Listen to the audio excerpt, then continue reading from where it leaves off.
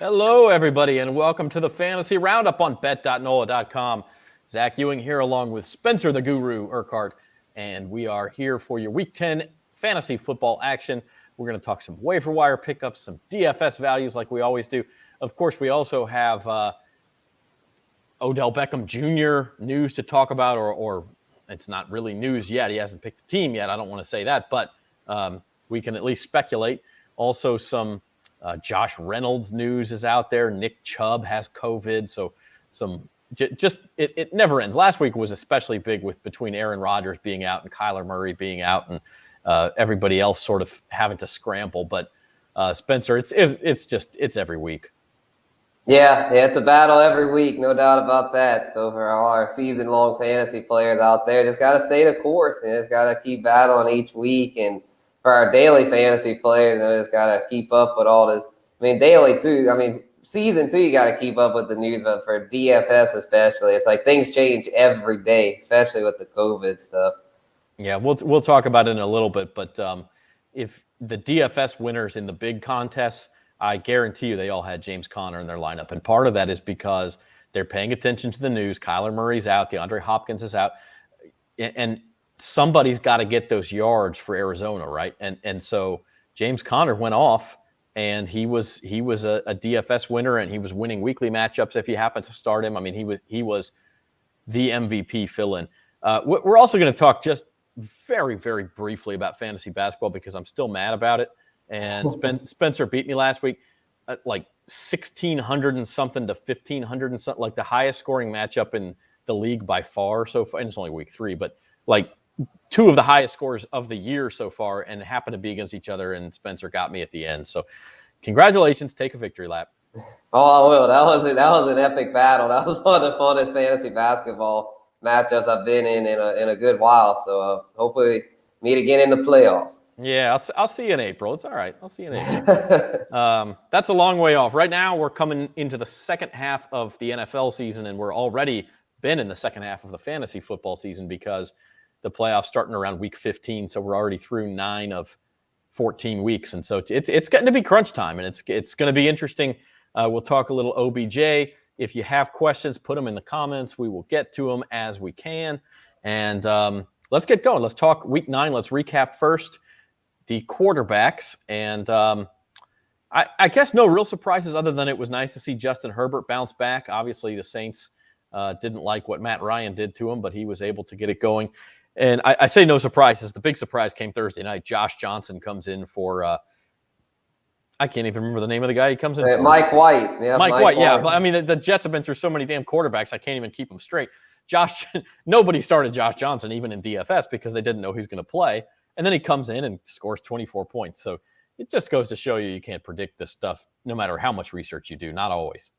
Oh, it's crazy because if you combine Josh Johnson and Mike White's total, because Mike White had threw a touchdown before he got injured. The Jets team quarterback had the highest total out of any quarterback. He actually had more than Herbert, Johnson, and White put together. So, yeah, it's insane to think how that happened. And Carson Wentz had a good game, too. I mean, Carson Wentz has really been on the upswing lately, and Matt Ryan bounced back. So Herbert, Lamar, no surprise, but yeah, 3 through 5 was interesting for sure. Yeah, it's just like the Jets and Colts as the shootout of the week. I mean, that's what we're talking about here. Is you just can't always predict this stuff. There's very few people who would have seen that coming. Although I will say the Colts have been playing a lot better, and we can get into that. But they've really become a fantasy go-to team between Wentz and Jonathan Taylor, Michael Pittman, even Mo Alley-Cox as a tight end gets in on it sometimes. Right. Yeah, I mentioned that in my column today about how the Colts they're legit. They're a legit offense that you can depend on, running game and passing game, which is rare these days to have running backs with Taylor and Hines as well as a quarterback receiver connection like Wentz and Pittman. Yeah, absolutely. And we want to remind you, you can sign up for the Caesar Sportsbook app. You can't bet yet, but I actually did bet at the kiosk down at Harrah's. I was in New Orleans this morning, and it's pretty nifty. The little touchscreen kiosk. You don't have to stand in line. You can just, press the bet you want. It prints out the ticket for you. Scan your Caesar's rewards card. All of that. But it's going to be even easier when mobile betting is approved, which we think will happen sometime near the end of the year. But you can get ready now. You can download the app. You can make a deposit, get your $100 free bet bonus, all by going to NOLA.com/Caesars, and that will take you directly to the app sign up. So go ahead and do that today. Also like to mention that Sports Betting 101 is coming on Thursday night at Manning's Restaurant, and you can buy tickets for that event at NOLA.com/sportsbetting101. And I had a little bird tell me we might be doing buy one, get one tickets here for the last 24 to 48 hours before the event on Thursday night. So keep it locked to NOLA.com/sportsbetting101. It's limited attendance. You can watch it live on bet.NOLA.com, but if you come to Manning's in New Orleans on Thursday night, you get food and a couple of drink tickets included in that price. So it's well worth the price of admission. You can hear Sports Betting 101 if you want to get into it. Maybe you're a fantasy player who wants to get into sports betting, find out what it's all about. We've got a fun night planned, and you can get a little food and drink in your belly as well. So go to NOLA.com/sportsbetting101 for that. Let's move on to the top scoring running backs in Week 9. And as mentioned, this is called foreshadowing, Spencer. James Conner of the Cardinals, the top scoring player in fantasy this week by 6 whole points. He actually, in my Superflex league, I was facing an opponent. She had one of her quarterbacks was on bye, and the other one was Kyler Murray, who's hurt. And I'm thinking, man, I might be in good shape this week, even if I don't play. Even my team doesn't play very well. Well, she picks up Colt McCoy Sunday morning, which is really her only option at that point, and plays him. And Colt McCoy had the dagger. It was like a 43-yard screen pass to James Conner late in that game, and she beat me. My team didn't have a very good week. But, that James Conner was a game winner this week. Right on. Yeah, he was. That's a tough way to lose. As a Colt McCoy, you're thinking that'd be McCoy's screen pass, man. Whew. God dang, I think it'd be a struggle all the way around for that offense. But they weren't struggling at all. They went and not only did well on offense, but they beat the 49ers pretty convincingly. That was a surprisingly strong effort there. And I looked up at the score. I was like, man, this is wild. I was not expecting that. And that was unexpected. But the other 4 here are pretty expected, other than Nyheim Hines. I'd say it was Colts had a great running night against the Jets' poor run defense, and then Chubb and Mixon, when healthy, are RB1s for sure. You got a question coming in that we will get to in just a second, and keep those questions rolling in the comments. But yeah, great night for the Colts. And Nick Chubb, by the way, 3rd on that list, on the COVID-19 list. Now, he is vaccinated. That means he could potentially come back for Sunday. He needs back-to-back negative tests, or not back-to-back, but they have to be 24 hours apart, I believe, is the rule. And Kareem Hunt's already on IR. And so if Chubb is out, you've got to look out for Dearness Johnson. If people threw him back into the pool, we saw what he could do a couple of weeks ago when he was sort of their featured back in that Thursday night game. You've got to keep a lookout for Dearness Johnson, I think. Right, yeah, because also Demetric Felton and John Kelly were positive as well. So there's no depth right now in that backfield, and Kareem Hunt's out. So it's going to be the Dearness show if all those guys end up ruled out, which, I mean, this is, with COVID, a lot of times they don't come back as quick as you'd think. So I'm thinking that it'll be the Dearness show. It's a tough matchup against the Patriots, but he'll get enough volume. So even if he's not the most efficient runner, he'll get the volume where he's a must start. Yeah, and the Browns want to run the ball, and they will try to run the ball. So top scoring wide receivers in Week 9. Again, we go back to that Thursday night game. Elijah Moore of the Jets, 27 points, kind of coming out of nowhere, but he's a hot name on the waiver wire too. And then you go down a little bit without Calvin Ridley. How do you feel about Olamide Zaccheaus of the Falcons? He was a Saints killer on Sunday, but what about for fantasy going forward, Spencer? Yeah, Zaccheaus, a big performance, although it was helped by the touchdowns. So I wouldn't bank on this moving forward. He is a guy that I think is just kind of a fluke deal. He's not a target hog in the offense. It's still the Cordero Patterson and Kyle Pitts show there. And then Calvin Ridley should be back in a few weeks. So I wouldn't go running to the wire for Zaccheaus. But Elijah Moore, I like Elijah Moore. I know I said last week, don't trust the Jets. But, man, the Jets have – They're proving me wrong. They're showing that with garbage time, they've actually been able to put up some numbers. So Elijah Moore, somebody at this point, too good to ignore. I would go try to scoop him up. It's crazy. We talked last week. Michael Carter is really the only guy you can trust in the Jets offense. And then he was the only one who didn't have a huge game on Thursday night. Like, he was okay. He was 9 points or something. But it's everybody else. It's Elijah Moore, it's Josh Johnson, it's Jamison Crowder, anybody else in that Jets offense. As for tight ends, it was like the reunion show before the Monday night game. The top 3 tight ends were Kittle, Kelsey, and Waller, just like it was like every week last year or 2 years ago. But then in the Monday night game, Pat Freiermuth catches a touchdown pass. He has a big day. Cole Kmet for the Bears has a big day. And so they both get in this top 5 list. Freiermuth, kind of like the zone buster. I mean, like, he doesn't beat man-to-man very often. If you look at kind of the Pro Football Focus and everything like that, he's not real effective against man coverage, but the Bears were in a zone a lot, and Freiermuth just busted it. Right. Yeah, he did really well. He's becoming a favorite red zone target for Big Ben, and rightfully so. He's a big body, big target who's showing that he belongs in this league. He's been not too far behind Kyle Pitts. It's the best rookie tight end. It's been a nice year for rookie tight ends, and with Eric Ebron out for the foreseeable future, I think Freiermuth's going to be able to keep this up, and he's somebody that if he's still floating, he's picked up in a lot of leagues, but I know he's still floating in a decent amount. So if he's still floating and he need a tight end, get him now before he's picked up in well over 30, 50. He'll be picked up in 80% of leagues if he keeps this up. Yeah, I think so. I mean, at this point, you got to consider him at least a low-end tight end number 1. So if you need a tight end, go get him, because if he's out there, he won't be for very long. This is the Fantasy Roundup on bet.nola.com. I'm Zach. He's Spencer the Guru. And want to take a minute before we get into our fantasy starters. Let's bring up our question from Evan here. He says, he's got Josh Allen. Should I trade away CeeDee Lamb and A.J. Brown for Robert Woods and Stephon Diggs? So that would give you a Bills stack with Allen and Diggs.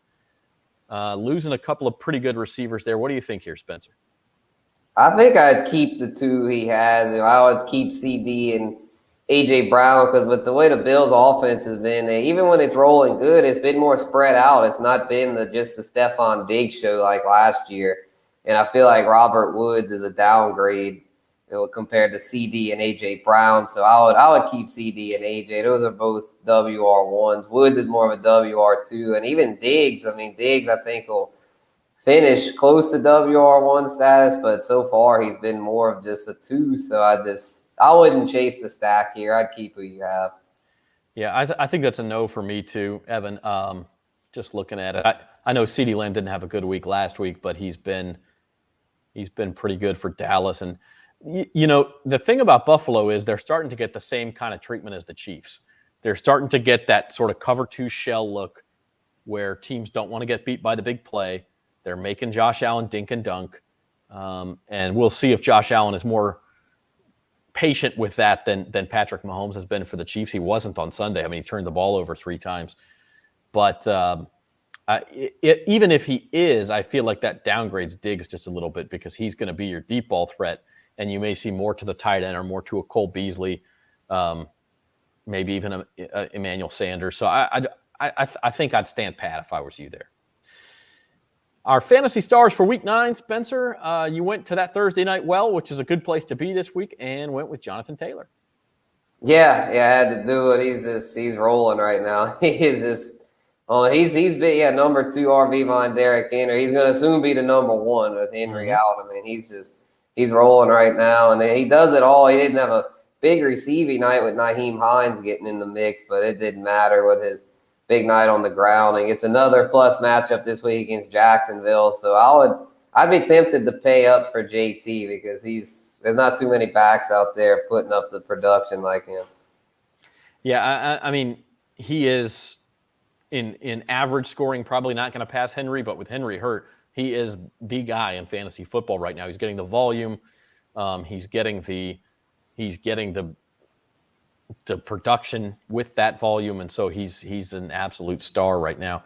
And you talk about Alvin Kamara or Dalvin Cook. Dalvin Cook's been banged up. There are reports right now that Alvin Kamara is banged up, and I don't know that it's going to keep him out or anything against Tennessee. But frankly, with the Saints quarterback situation and the way they've sort of sat on the ball, you have defenses keying on Kamara anyway. Jonathan Taylor is the guy at running back right now. Yes, indeed. Yes, indeed. Yeah, and then CMC back, though, that could make things interesting. Well, that's true. Yeah. And again, CMC, it's a soft tissue injury situation. And he's back now, but those things have a tendency to crop back up. So I'm just keeping an eye here. We will talk about Odell Beckham here in a few minutes, but just keeping an eye to make sure that there is no breaking news on him at this point. So my fantasy star for week 9, we talked about him already, James Conner, 40.3 fantasy points, 96 on the ground, 77 on 5 catches, 3 total touchdowns. He's only the 3rd running back to pop a 40 this week or this year. In fact, I think he's the 3rd player, period, to pop a 40. I might be missing a wide receiver, but Derrick Henry and Aaron Jones both went over 40 back in week 2.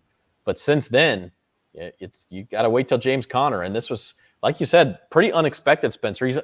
James Conner's only owned in 80% of leagues, and I would imagine probably only started in maybe 30 or 40% of them, depending on who was on bye weeks and what injury fill-ins you needed. But it turns out that leaving Pittsburgh was hardly the end of James Conner's relevance. Right, which I was surprised big time by this because I was thinking Chase Edmonds was going to be the lead guy in Arizona. I mean, he did get hurt, though. That's what opened things up for Conner. And it's the outlook's looking bright for Conner moving forward because Chase Edmonds has a high ankle sprain. He'll probably be out the next 3 or 4 weeks. So I would expect RB1 production from Conner moving forward. If you have him, then definitely keep him. Don't trade him away because he's going to be in line for some big weeks coming up. Yeah, I mean, you unless you have a bunch of depth at running back and you're getting something really good back for him, he's a must start right now. This is the Fantasy Roundup on bet.nola.com. If you have questions for Spencer the Guru, leave them in the comments, and we'll get to them as we go through. We're going to turn our attention now to Week 10. And, of course, there's got to follow the NFL news if you want to succeed in fantasy.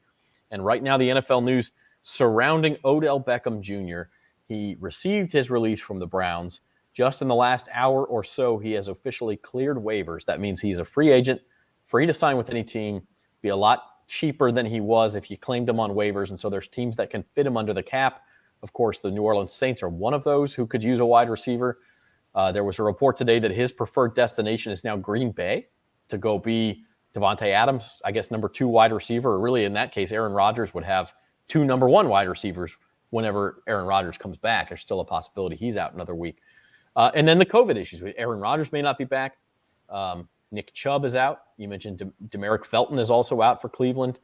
And we'll have to see. But when you look at this news, and then the other one, Russell Wilson expected to be back, or at least a chance to be back for the Seahawks in Green Bay this week. So that would obviously be a quarterback start if you held on to him, and then that would upgrade a DK Metcalf, a Tyler Lockett, and anybody in that Seattle offense. So, Spencer, when you hear that round of news, what are you keeping an eye on this week? Yeah, definitely, keep an eye on the active, inactive stuff to make sure you guys are good. Kyler Murray and DeAndre Hopkins are some other ones that throw in that mix, make sure that they're ready to go. They should be, but you never know if their injuries linger. Could be another Colt McCoy week. If they're playing the Panthers, they definitely not going to want to rush them back, considering how the Panthers have struggled. And as far as OBJ's next destination, I think it'll be decided probably by tomorrow, if I had to guess, because if he's going to play this week, he's going to have to sign here relatively soon in order to know the playbook, in order to get involved in just even a little bit. Like, he's probably not going to be involved very heavily this week because, these NFL offenses are pretty complex, but I would think he'll have his home decided by tomorrow. And if I had to pick where he'll go, I'm thinking probably the Packers as of now, because that's where he wants to go, and I'm sure Aaron Rodgers is really going to push for it. So I'm thinking the Packers, but it wouldn't shock me if he ends up elsewhere, considering that I don't think the Packers are going to be super gung-ho about it. But if Rodgers can convince them, then I think it'll work out. I'm not sure Aaron Rodgers has a whole lot of things he can say right now because he's in his own pickle and has gotten himself in situation where he could possibly be facing a suspension. I don't know. Yeah, that's a good point. It's a messy situation. Be mad at him with all the. Yeah, it's Aaron. It's a messy situation because, like you say, he's Aaron Rodgers. He is that franchise right now, and he is your best chance at going to the playoffs and winning a Super Bowl And so if he wants another weapon, if you're going for broke this year, give him another weapon, right? Like, and let what happens happen after that. Flags fly forever. So if you can go win a Super Bowl because you added Odell Beckham Jr. and have him on one side and Devontae Adams on the other side and Aaron Rodgers throwing darts all over the place, I mean, who are we to say no? It seems like a good fit from a fantasy perspective. We also heard Vegas early in the process might be a decent fit. They signed Deshaun Jackson, and then you have the Saints. And the Saints, obviously, the quarterback situation is not ideal. If you're a wide receiver, am I going to go catch balls from Trevor Siemian and Taysom Hill? But Siemian looked fine on Sunday. I mean, he doesn't have any receivers, and New Orleans is the one place where OBJ comes in, and he is immediately, legitimately the number one target in that offense. Where would you put his value rest of season if OBJ comes to New Orleans? Yeah, that's an interesting proposition. That would honestly be his best bet for fantasy because with Green Bay, he'd be the number 2 behind Devontae Adams, and we all know that Adams is the target hog there in Green Bay. So I'm thinking the Saints might actually be his best spot for fantasy because Michael Thomas is out for the season, so you won't have to worry about him coming back and taking targets. So Odell in black and gold, while it might be a little turbulent. Sean Payton's going to have to make sure he stays in line. But if Payton can reel him in, then I think he'll be pretty good for fantasy because he'll be able to stretch the field and hopefully be more reliable than Kenny Stills as far as holding on to the football and getting open. So I'm thinking he'll be a flex with WR2. There's a little bit of vinegar in your voice when you talk about Kenny Stills and dropping the ball there.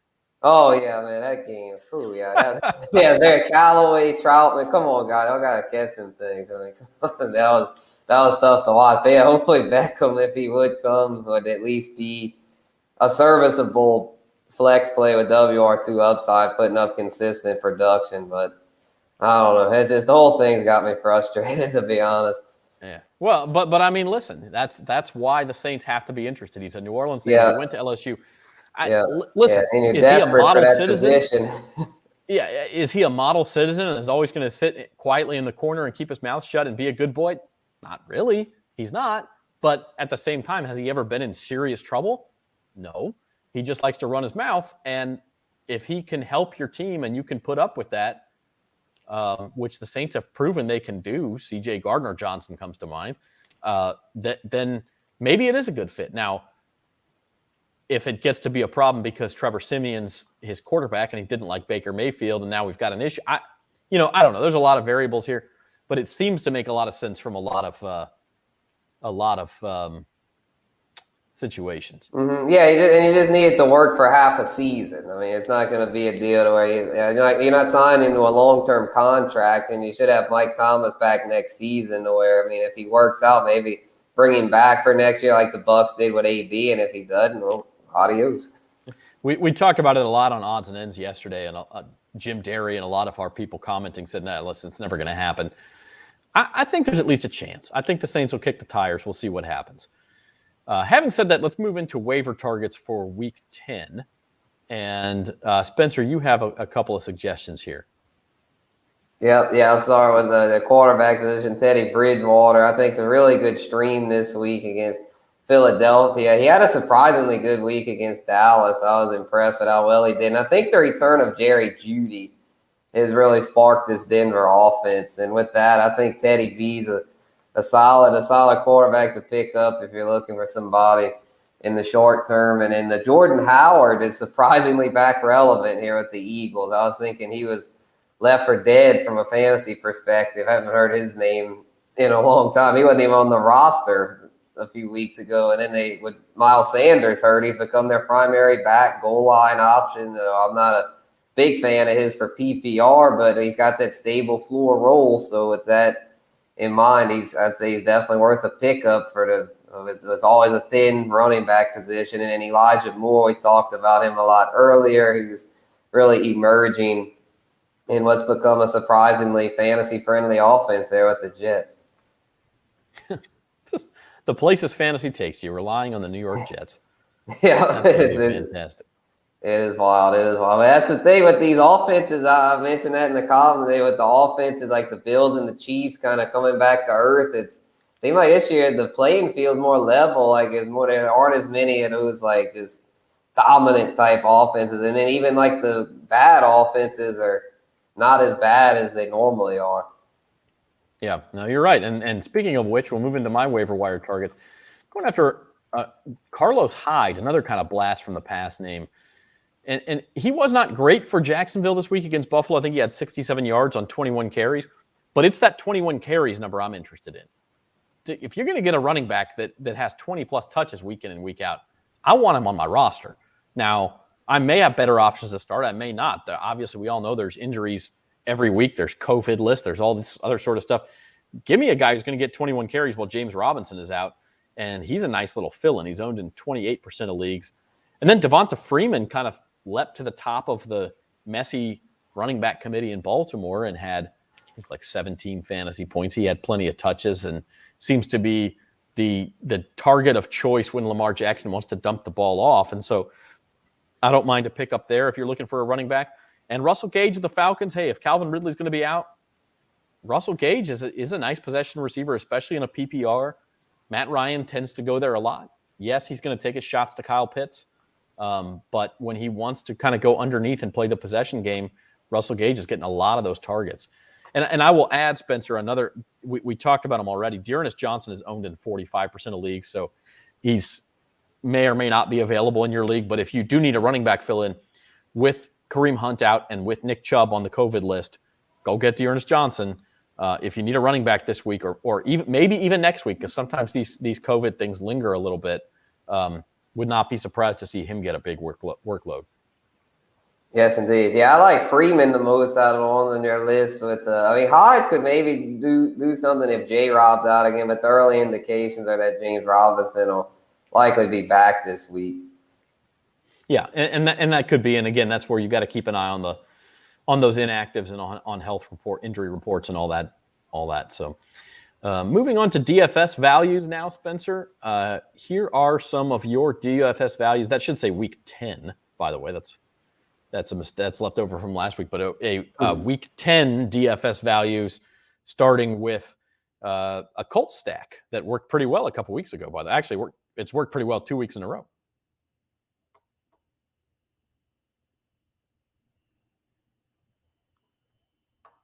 And it looks like we lost Spencer. So those are his DFS values. He has that Colts stack. Wentz threw a couple of touchdown passes to Michael Pittman 2 weeks ago. And then again, they hooked up a bunch of times in that Thursday night game. So continuing to ride that train there. And then I'll have to ask Spencer when he gets back on. Melvin Gordon of the Broncos. Interesting. It's a cheap pick, but might be some value there. And then Pat Freiermuth, one of Spencer's favorites.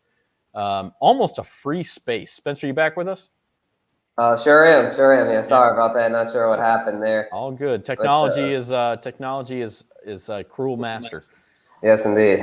Yeah. So anyway, we're saying. Pat Freiermuth he almost seems like a free square for $3,900. Like you got to have him in some of your lineups. Yeah, I noticed that. I was like, man, what a great value there with him and in that Colts stack. I really like this week. I definitely don't trust the Jags defense. I think that was a fluke against the Bills. So, but yeah, Freiermuth, oh man, what a great value at $3,900 against in a good matchup against Detroit.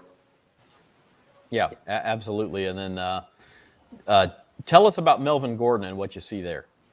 Yeah, I noticed Melvin Gordon's a really good value right now because he's somebody that, while he's not a popular choice among fantasy enthusiasts with Javonte Williams there, and Javonte just had a big week too. Both guys did well, but the bottom line is Melvin Gordon is delivering consistent production week in and week out and has that goal line role on lock. Like I mentioned earlier with Jordan Howard, having that goal line role is still a very important thing in fantasy, especially for running backs. And Gordon's clearly got that. He scores it. He's kind of like James Conner. He's like a veteran that, while he's not super flashy, he gets that touchdown almost every week. And at 5,300, he's a perfect guy to just plug in your RB2 spot and it should deliver solid production and has a good matchup this week.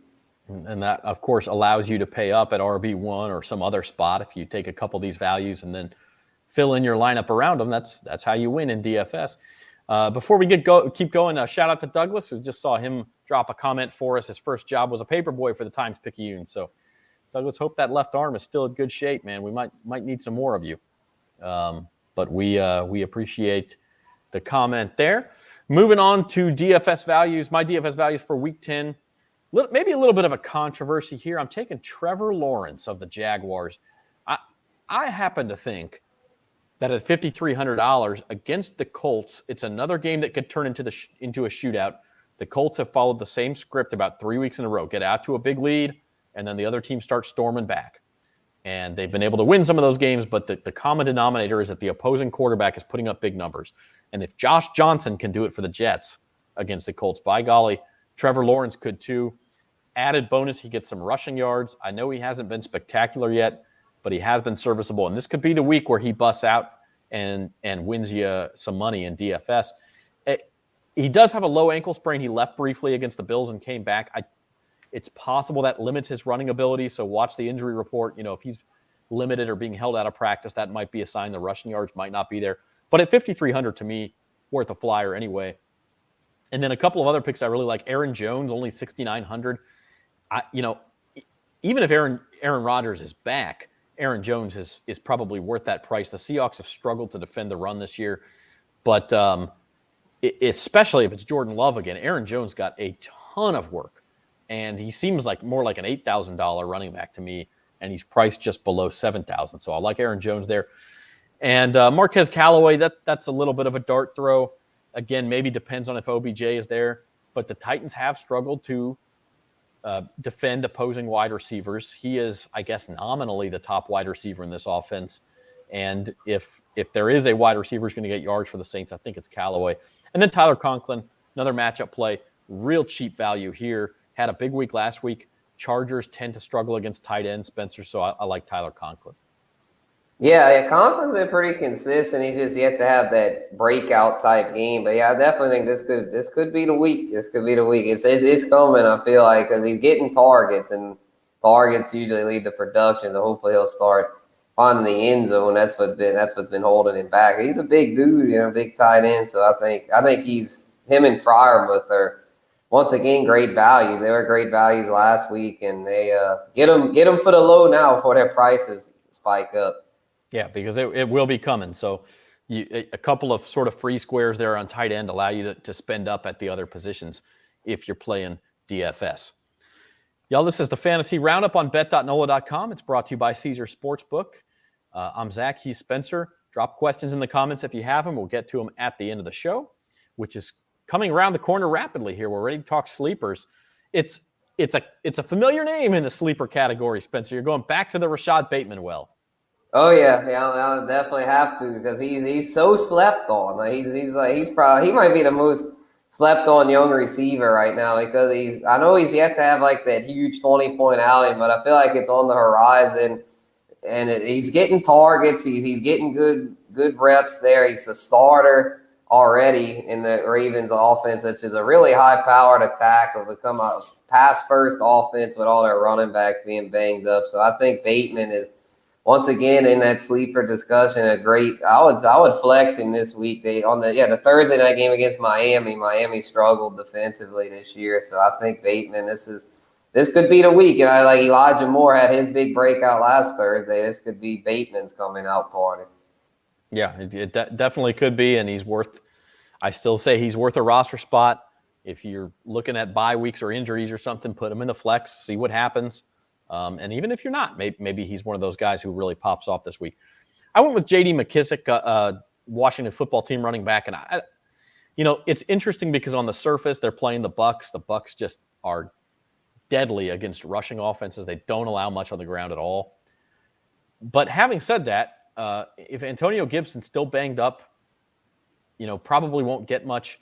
McKissick is the guy that you dump off to, and if Washington is trailing Tampa Bay, which we expect could easily be the case because that's a 9.5-point spread right now. McKissick's going to get targets. He's going to get catches in a PPR format. I think he racks up some points. Just the type of guy you wouldn't necessarily think of right off the bat. Yeah, that's a good point, especially considering how well Tampa defends the run. I don't see Gibson doing a whole lot in this one. So I think McKissick he's outpaced Gibson before this season with Gibson still kind of banged up with the injury, with the lower leg injury. I think there's a good chance McKissick outpaces him this week. So that is the definition of a sleeper right there, a guy you don't really think of, but hey, he could be the guy who kind of comes out and has a big week kind of out of nowhere, sort of like James Conner did this week, right?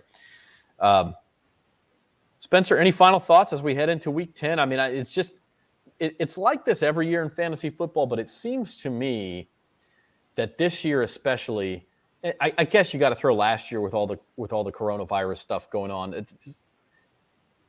You have to pay such close attention to what's going on. I mean, there's very few plug-and-play players out there anymore where you can just, oh, yeah, hey, my lineups, 8 of my 10 spots are set every week, and I just need to go look at who I want to play at flex or wide receiver 3 or whatever the case might be. Like, it seems like this year, at least in my leagues, you've got to almost check every single position, make sure the guy's not hurt, see if there's a better option out there on the bench because, Saquon Barkley has been hurt, Christian McCaffrey's been hurt, Nick Chubb's been hurt. It just seems like there's a lot of legwork to be done this year. Oh, definitely. Yeah, a lot of years it's like you're driving down the highway, right? And there might be a little traffic here or there, a little bump here, but there's nothing to it. This year it's like there's a bunch of traffic, potholes all over the road, just brutal. You got to just try your best to survive and not crash. You just gotta stay the course. It is quite insane, but it makes it kind of fun for someone like me who's really tuned in with it. I enjoyed all the lineup stuff, but even for me, sometimes on a Saturday, I'm like, bruh, like what is y'all just killing me with all these late inactives and COVID stuff. So it's even a little tough for me because I'm in a lot of leagues. I know a lot of y'all are too that are listening. So just keep pushing, y'all. Just keep having fun with it. It's a wild year, but we'll get through it, hopefully with some cash on the other side. Well, and what that does, really, what you're talking about, Spencer, this fantasy football season, what Spencer is saying is that it's become the New Orleans road of fantasy football seasons. There's potholes everywhere. I had to say it. Although, quite frankly, Baton Rouge not a whole lot better. So yeah. It's everywhere in this state.